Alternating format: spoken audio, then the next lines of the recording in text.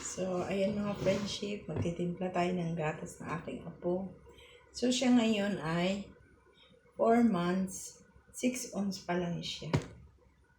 6 ounce na siya. Pero every hour na siya nahihingi. So, ito yung kanyang milk. Ayan. S26 Gold. Ayan. S26 Gold. Baka naman. Kahit ginto lang, oh. Ayan. Ito ang kanyang milk. 1.8 mga friendship. Wala pang 15 days. Ubos na. Ayan mga friendship. Ang kanyang milk. So, kaya siguro din ang aking apo ay medyo bibo-bibo. Kasi, dahil siguro sa ginto niyang kinakain. So,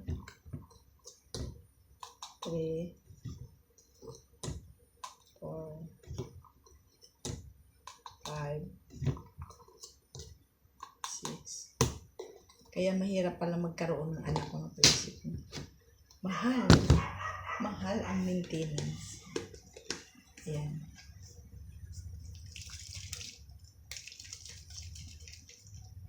Tapos kung nagwi-Wilkins pa, siya mga friendship, nag-Wilkins na muna siya.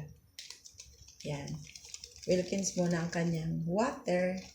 After ng 1 year, siya ay mag-waters na mga friendship. So, sa ngayon, ayan.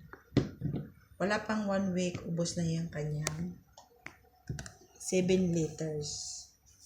O, yung 7 liters niya, ubos na kaagad.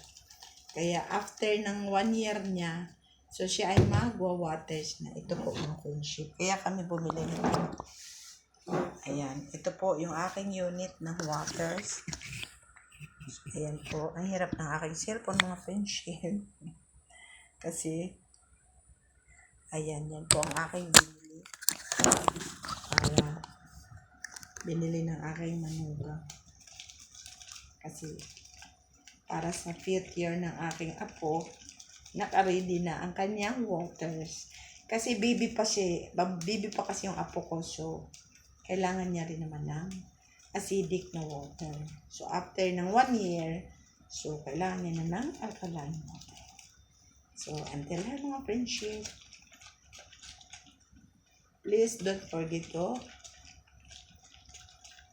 heart and bakas.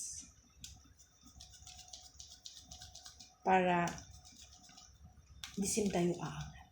Pag isnaber mga friendship, ayan, hindi din i-scattered ni algorithm yung iyong video pag hindi ka na pa-follow, like, and bakas. Ganun talaga mga friendship. Ako, basta lahat ng dumaan sa wall ko, kaya ang bilis talaga umaangat ng iyong. Kaya nagtaka nga, ganun ba karami yung aking na nagla-follow sa akin. Kasi ganun din ako masipag.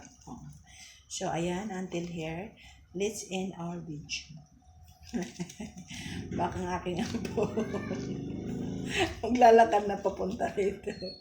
So, bye-bye mga friendship.